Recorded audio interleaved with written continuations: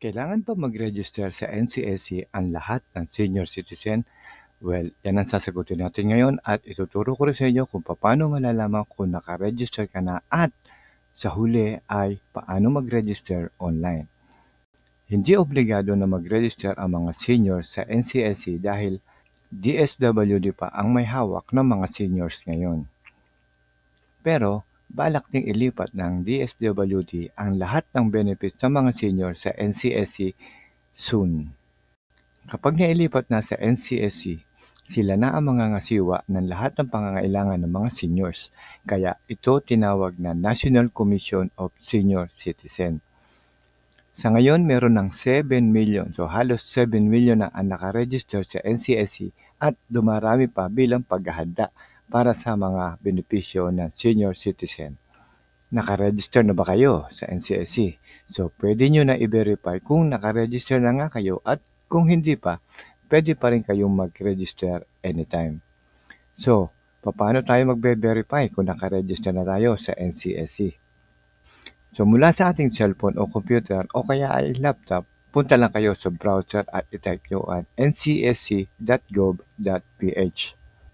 At ito niya ang makikita nyong display pag nakapasok na kayo sa loob ng NCSC. So, ang gagawin nyo lang ay scroll down nyo lang at makikita nyo na ang mga menu. So, click natin ang verify here. Okay, para ma-verify lang natin kung naka-register na tayo. At kapag kayo ay naka-register na, makikita nyo na ang registration verification. Ang inyong RRN, ang inyong full name, ang inyong address, age, yung mga information na yan. So, ibig sabihin ay pasok na kayo sa loob ng website ng NCSC. Okay? Bakit natin kailangan mag-register sa NCSC? Okay, unang-una, ito ay para sa buong bansa. Nationwide po ang ating registration. So, lahat po ng senior na 60 years old at pataas ay required na mag-register dito. Okay, para ito sa development at sa mga future programs ng mga senior citizens. So, importanteng nakaregister kayo. Okay? So, dalawang paraan para tayo mag-register. Isa dito sa website na to na ituturo ko sa inyo step by step o kaya ay pwede tayong pumunta sa opisina ng OSCA o kaya ay sa ating LGU. So, paano tayo magre-register online? So, isa-isa natin yan. So, dalawang paraan yan. So, okay. Click nyo lang yung register now. And then, nandito na tayo ngayon sa loob. So, makikita nyo sa ilalim yung I agree and certify. So, i-click lang natin yan. And then, simply click proceed. And then, ito na yung mga kailangan natin na pilapan. So, pipilapan lang natin lahat ng information. Unang-una ay identifying information, personal, so name, last name, first name, middle name, and then yung sa ilalim, yung select region.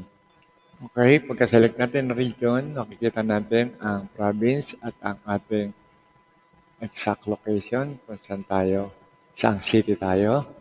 Piliin lang natin.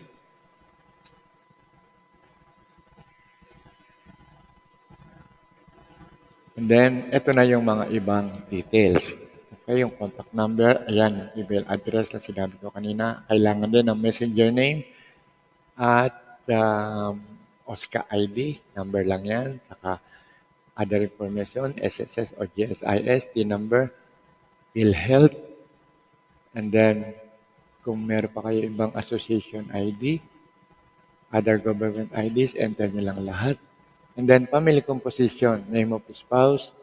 So, ganun din, first name, last name, extension, and then name of your father and name of your mother.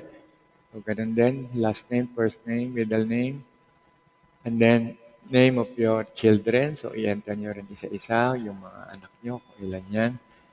So, detail by detail yan. And then, other dependents, kung meron pa kayong mga ibang dependents.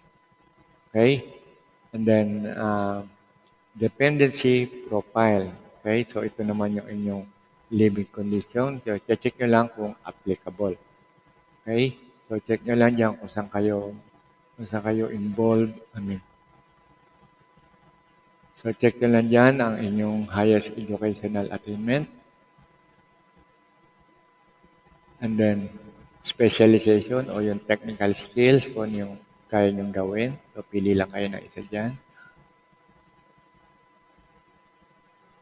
And then, mga standard shared skills naman, kung meron kayong mga community service, so i-enter nyo lang dito.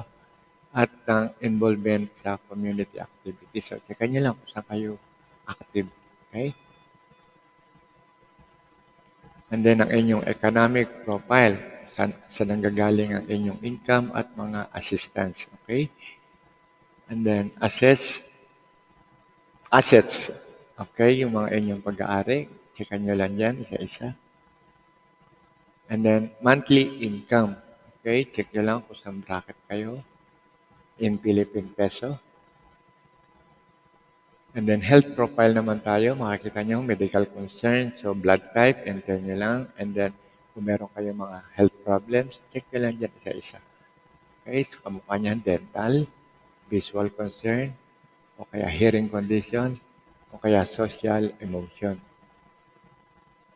And then, area of difficulty.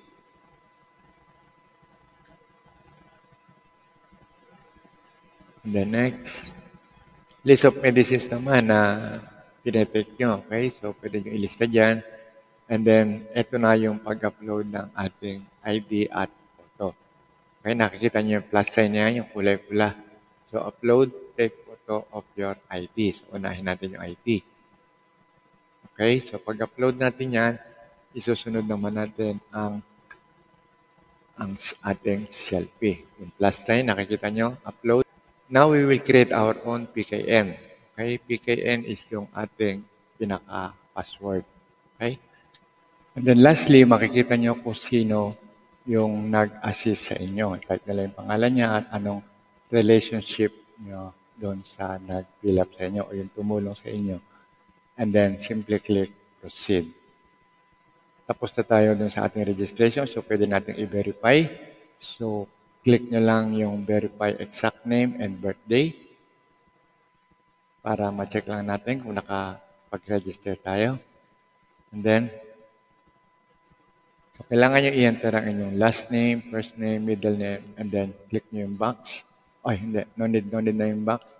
And then select yung birthday, month, date, saka year. And then click submit.